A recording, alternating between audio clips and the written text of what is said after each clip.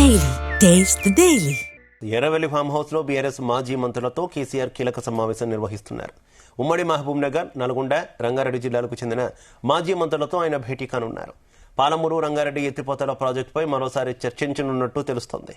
త్వరలో బీఆర్ఎస్ నిర్వహించే సభల తేదీలపై చర్చించే ఛాన్స్ ఉంది. అసెంబ్లీ సమావేశాల్లో అనుసరించాల్సిన వ్యూహాలపై కూడా కేసీఆర్ దిశానిర్దేశం చేయనున్నారు.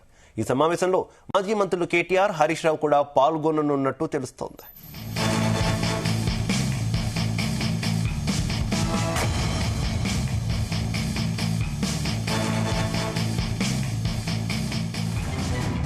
రైట్, ఎర్రవెల్లి ఫామ్ హౌస్ లో మాజీ మంత్రులు, కీలక నేతలతో కేసీఆర్ సమావేశమయ్యారు. ఇక పాలమూరు రంగారెడ్డి ప్రాజెక్ట్, ఇతర అంశాలకు సంబంధించి ఆయన వారితో చర్చిస్తున్నట్టయితే మనకు తెలుస్తుంది. ఇక కేసీఆర్ తో మాజీ మంత్రుల భేటీకి సంబంధించి మరింత సమాచారం మా బ్యూరో చీఫ్ నరేందర్ అందిస్తారు. నరేందర్. రైట్ శివ, కాసేపటి క్రితమే మాజీ మంత్రులతో ఎర్రవెల్లి ఫామ్ హౌస్ లో కేసీఆర్ భేటీ అయ్యారు. ప్రధానంగా ముఖ్యంగా ఈ మూడు జిల్లాలకు సంబంధించినటువంటి నల్లగొండ, మహబూబ్ నగర్ సంబంధించినటువంటి జిల్లాలకు సంబంధించినటువంటి నల్లగొండ, మహబూబ్ నగర్ జిల్లాలకు సంబంధించినటువంటి ఈ ప్రధానమైనటువంటి నేతలు, ముఖ్యంగా కేటీఆర్, హరీష్ రావు వీళ్ళందరూ కూడా భేటీ అయ్యారు. దీనికి ప్రధానమైనటువంటి కారణం ఏంటంటే మన లాస్ట్ టైం పెద్ద ఎత్తున నిధులు కేటాయించాం. టీఆర్ఎస్ హయాంలో నిధులు కేటాయించినప్పటికీ కూడా దాని ఇంతవరకు డిపిఆర్ రెడీ చేసి అంత పంపించినప్పటికీ కూడా కేంద్ర ప్రభుత్వం తిరస్కరించింది.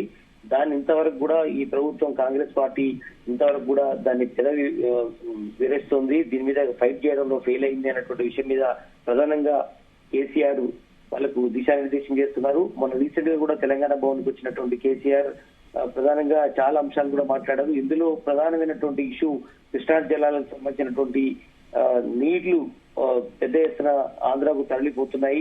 దాన్ని అడ్డుకోవడంలో రేవంత్ రెడ్డి సర్కారు ఫెయిల్ అయింది అంటూ కూడా ఆయన తీవ్రంగా ఫైర్ అయినటువంటి పరిస్థితి కూడా మనం చూసాం.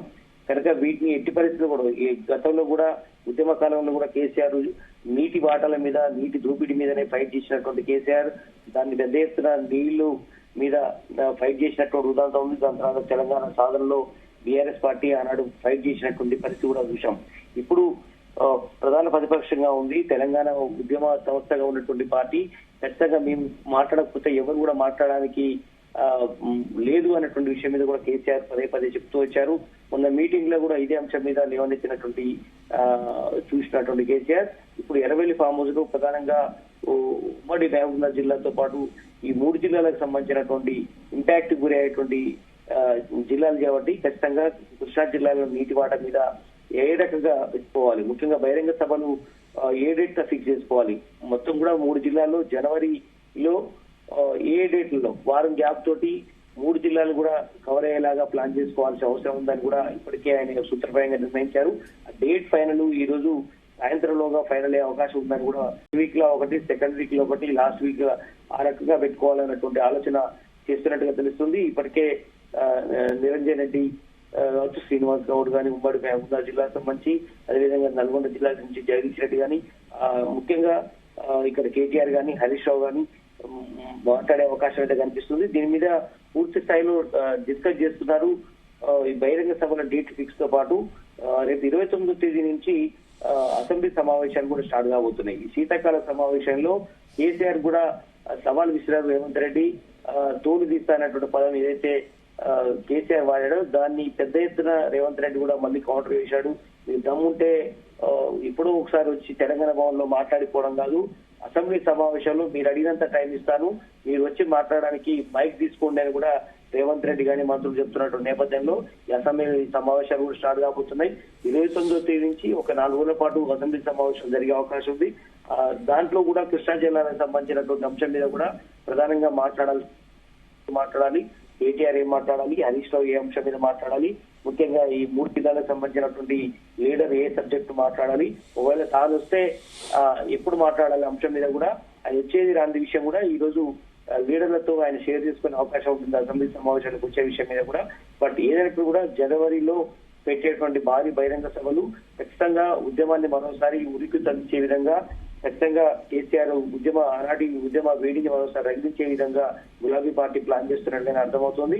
బట్ ఏదైనప్పటికీ కూడా కృష్ణా జిల్లాల నీటి అంశం మీద ప్రధానంగా పాలమూరు రంగారెడ్డి ఎత్తిపోతల పథకంపై లోతైన చర్చ జరిగే అవకాశం అయితే కనిపిస్తుంది.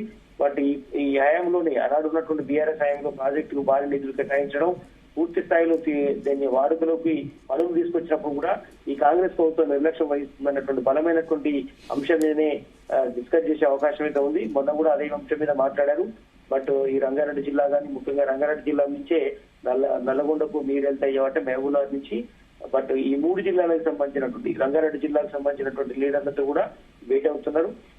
ఇప్పటికే భేటీ అయ్యారు. కాసేపటి క్రితమే స్టార్ట్ అయినటువంటి పరిస్థితి ఉంది. బట్ ఈ 45 టీఎంసీల నీరు సరిపోతుందని కూడా ఉత్తమ్ కుమార్ రెడ్డి కేంద్రానికి రాసినటువంటి లేఖను కూడా కేసీఆర్ తప్పుపట్టారు. బట్ ఇట్లాంటి అంశాలు రాష్ట్ర ప్రయోజనాలకు దెబ్బతీసేలాగా ఉంటాయి, కేంద్ర ప్రభుత్వంతో లాలుచి పడేలాగా ఉన్నాయని కూడా కేసీఆర్ గాని కేటీఆర్ గాని పదే పదే మాట్లాడుతున్నటువంటి నేపథ్యంలో ఈ భేటీకి చాలా ప్రాధాన్యత సంతరించుకుంది.